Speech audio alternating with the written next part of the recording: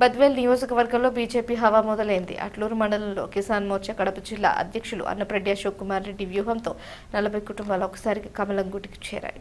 దీంతో అట్లూరులో బీజేపీకి భారీ బలం చేకూరింది. ప్రధాని మోడీ నాయకత్వం, అశోక్ రెడ్డి నేతృత్వంపై నమ్మకంతోనే బీజేపీలో చేరుతున్నామని చేరికల సందర్భంగా నాయకులు తెలిపారు. జిల్లా అధ్యక్షులు జంగిటి వెంకట సుబ్బారెడ్డి, జిల్లా ఇన్ఛార్జ్ కొల్లా చిట్టిబాబు సమక్షంలో పళ్ళెం శ్రీనివాసులు రెడ్డి, తాతిరెడ్డి సుబ్బారెడ్డి, బోవిళ్ల రామకృష్ణారెడ్డి, వేణుగోపాల్ రెడ్డి వర్గాలకు కండువాలు కప్పి పార్టీలోకి ఆహ్వానించారు. ఈ సందర్భంగా అశోక్ రెడ్డి మాట్లాడుతూ బద్వేలు గడ్డపై కమలం జెండా ఎగరటం ఖాయం, గ్రామ గ్రామాన బీజేపీని బలోపేతం చేస్తామని సవాల్ విసిరారు. ఇది కేవలం ఆరంభం మాత్రమే, రాబోయే రోజుల్లో 100 కుటుంబాలు బీజేపీకి క్యూ కడతాయని ధీమా వ్యక్తం చేశారు. ఈ కార్యక్రమంలో చేపూరి శారదమ్మ, లక్ష్మీనారాయణ రెడ్డి, ఉట్టి శ్రీనివాసులు, గజ్జల రామకృష్ణారెడ్డి, శివనాయక్, భానుప్రకాష్, విజయవేముల భాస్కర్ రెడ్డి, అన్ని మండలాల అధ్యక్షులు వెంకట సుబ్బారెడ్డి, నాగేంద్ర, నారాయణ రెడ్డి, సుబ్రహ్మణ్యం, యువ నాయకులు పవన్, మనోహర్ రెడ్డి, రమణాచారి తదితరులు పాల్గొన్నారు. ఈయన ఒక ప్రత్యేకమైనటువంటి గుర్తింపు ఉన్నది. ఈయన రాక వలన భారతీయ జనతా పార్టీ అట్టూరు మండలంలో బలోపేతం అవుతుందనేసి మేమంతా భావిస్తున్నాము. వారికి భారతీయ జనతా పార్టీ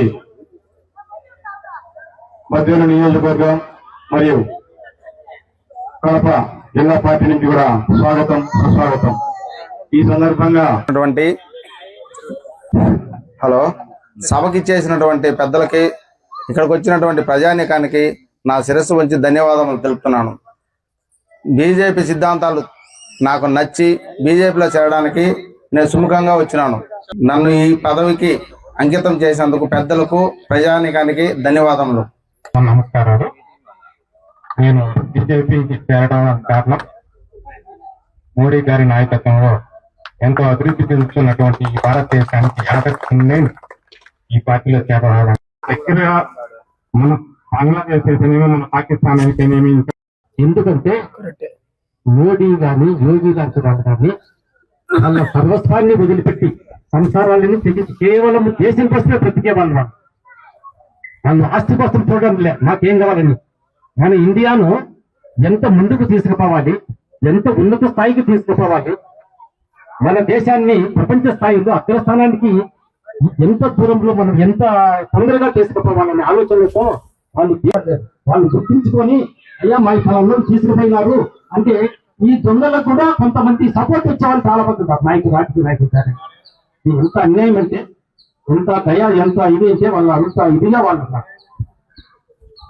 ఇంకా నోటేమంటే గ్రామీణ ఉపాధి ద్వారా పశువుల దానాకు ప్రభుత్వం 40,000 రూపాయలు డబ్బిస్తాను ప్రతి అభ్యర్థి. కానీ ఇది ఎవరికి అడ్వర్టైజ్మెంట్ లేదు. నేను ఉపాధి హామీ చెప్పిన అయ్యా ప్రతి రైతు దగ్గరికి పోటీ 40,000 రూపాయలు గంటికి డబ్బులు ఇవ్వండి, వాళ్ళకి జీవనాధారం పోయినారు. వాళ్ళకి రుణాలు పారిపత్రికల ద్వారా కానీ, చెట్టి కానీ ఇటువంటి వాటికి ప్రోత్సహించి తొందరగా కాంపెన్సేషన్ వచ్చే. రాజంపేటతో పోలిస్తే, కోడూరుతో పోలిస్తే ఈ చిన్న మండలం నుంచి జీవనోపాధి కొరకు కుటుంబాలను వదిలేసి నేను ఎందుకు ఈ మాట చెప్తున్నా అంటే, భారతీయ జనతా పార్టీలో చిన్న పార్టీ వ్యక్తి ఇదంతా నాకు సుపరిస్థితులు.